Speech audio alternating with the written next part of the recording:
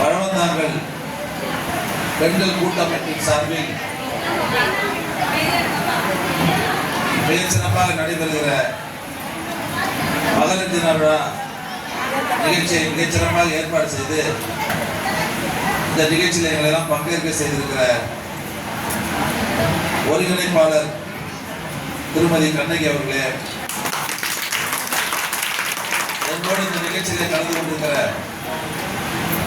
நம்முடைய ஆலந்தூர் மண்டல குழு தலைவர், பகுதி திராவிட முன்னேற்ற கழகத்துடைய செயலாளர் என்னோட அன்பு சகோதரர் சந்திரன் அவர்களே, 164வது வட்டத்தினுடைய மாமன்ற உறுப்பினர் என்னோட அன்பு தங்கை தேவி இயேசுதாஸ் அவர்களே, 162வது வட்டத்தினுடைய மாமன்ற உறுப்பினர் தம்பி சாலமன் அவர்களே,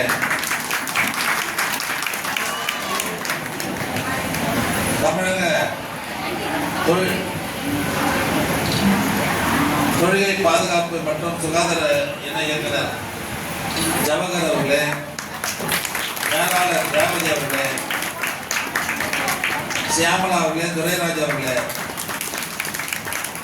மாலதி அவர்களே, நிகழ்ச்சியிலே கலந்து கொண்டிருக்கிற என்னுடைய அன்பு சகோதரர் ஜெயராம் மாத்தாண்டன் அவர்களே, தம்பி சரவணன் அவர்களே, இளம்பு அவர்களே, அண்ணன் சுந்தராஜன் அவர்களே, இந்த இனிய நிகழ்ச்சியிலே கலந்து கொண்டிருக்கிற மகளிர் சுய உதவி குழுக்களை சார்ந்த நிர்வாகிகளே, அந்த சங்கத்தில் இருக்கிற உறுப்பினர்களே, அன்பு சகோதரிகளே, தாய்மார்களே, நண்பர்களே, உங்கள் அனைவருக்கும் என்னுடைய அன்பான வணக்கம். உள்ளபடியே மகிழ்ச்சியோடு நடைபெறுகிற இந்த விழாவில நாங்களெல்லாம் கலந்து கொண்டு உங்களை எல்லாம் சந்திக்கிற நல்ல வாய்ப்பை பெற்றதற்காக நான் உள்ளபடியே மகிழ்ச்சி அடைகிறேன்.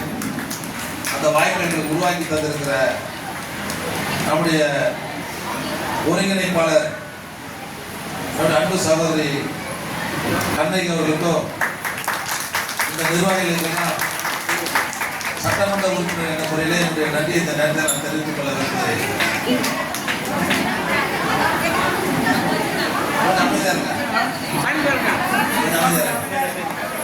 முதல்ல உங்க அனைவருக்கும் மகளிர் தின விழாவை நான் மகிழ்ச்சியோடு நான் தெரிவித்துக் கொள்கிறேன். 8ஆம் தேதி சொல்ல வேண்டியது டேட்டா போட்டதால எனக்கு வந்து தான் சொல்றேன். இன்றைக்கு இங்க வருகை தந்திருக்கிற போது நம்முடைய சங்க நிர்வாகிகள் எல்லாம் ஒருங்கிணைந்து நாங்கெல்லாம் கூட்டம் போடுறதுக்கு ஒரு இடம் கூட இல்லை, எங்களுக்கு ரொம்ப கஷ்டமா இருக்குது, எங்களுக்கு ஒரு இடத்தை நீங்க கட்டி தரணும்னு சொல்லி கோரிக்கை வச்சாங்க. நான் 2-3 இடம் பார்க்குறேன். தொகுதி மேம்பாட்டு நிதியே இருக்குது, பணம் இருக்குது என்கிட்ட. அது நிச்சயமா இந்த ஆண்டு இன்னொரு 6 மாத காலத்திற்குள்ளாக ஒரு இடம் என்ன சொல்லியிருக்காங்க. 2-3 இடத்த உங்களுக்கு காமிக்கிறேன். அதில் நீங்க எதை நீங்க எந்த இடத்த விரும்புறீங்களோ அந்த இடத்த நான் கண்டிப்பா இருக்கீங்க. அது வரையும் நீங்க கூட்டம் போறதா இந்த மண்டலத்திலே போட்டுருங்க. நான் அதுக்குள்ள இந்த கட்டணம் கட்டித்தரது வரையும் நீங்க கூட்டம் போறோம் ஒரு வாரத்துக்கு முன்ன சொல்லிட்டீங்கன்னு சொன்னா இந்த திருமணம் நடக்கும். அந்த தேதியில சொல்லிடாதீங்க. அது இல்லாத தேதி சொன்னீங்கன்னா நான் இலவசமாகவே இந்த இடத்த உங்களுக்கு கூட்டம் நடத்துவதற்கு ஏற்பாடு செஞ்சுருக்கேன். வரீங்க நீ கூட அவங்க ஒத்துக்கலோட நான் கொடுத்துறேன் அந்த பண்டை.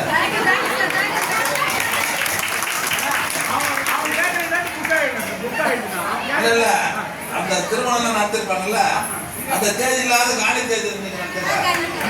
அதான் நம்ம ரெடி பண்ணிருக்கோம். ரெண்டாவது, இன்னைக்கு திராவிட முன்னேற்ற கழக ஆட்சியில போன 10 வருஷத்துல கொஞ்சம் அமைதியா இருக்க. என்னடா இவர் வந்து அரசியல் பேசுறாருன்னு நினைக்கூடாது. நீங்க ஒவ்வொருத்தரும் கூட ஒரு மாதிரி கருத்து இருக்கீங்க. போன 10 வருஷத்துல இந்த மகளிர் சுய உதவி குழுக்கள்லாம் எந்த அளவுக்கு அலைகழிக்கப்பட்டீர்கள் என்பது உங்களுக்கு தெரியும்.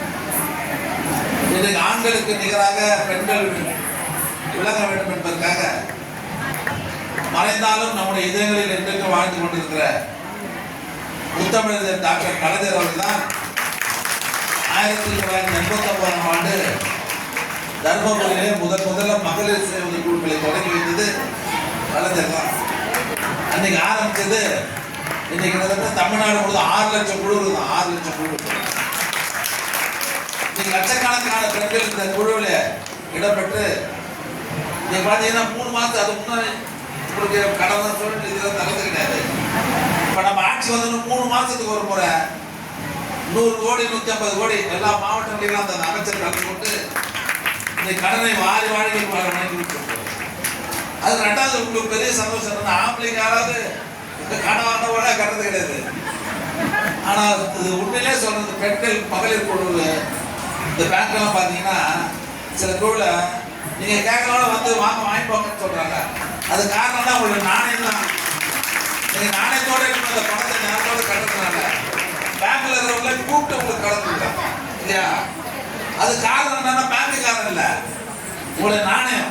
நீங்க இந்த நேரத்தோட ஒரு நேரமே பணம் கட்டுறதுனால நம்பி உங்களுக்கு பணம் கொடுக்குறாங்க இல்லையா? இன்னைக்கு இப்ப நம்ம தலைவர் வந்து ஒரு 4 நாட்களுக்கு முன்பாக நடைபெற்ற மானிய கோரிக்கை பட்ஜெட் அறிவிப்புல நீங்க பார்த்திருப்பீங்க. இந்த வருஷம் மேலும் 10,000 குழுக்களை தொடங்குவோம் என்று அறிவித்திருக்கிற முதல்வர் நம்முடைய மாநில தமிழ்நாடு 10,000 குழு ஆரம்பிக்கும். அது மட்டும் இல்ல, இப்ப 4 வருஷத்துல 1.5 லட்சம் கோடி ரூபாய் பெண்கள் இந்த மகளிர் சுய கூட கடன் கொடுத்துருக்கோம். இந்த 4 வருஷத்துல 1.5 லட்சம் கோடியே பெண்களுக்கு கடன் கொடுத்துருக்கோம், மகளிர் சுய கொடுத்துருக்கோம்.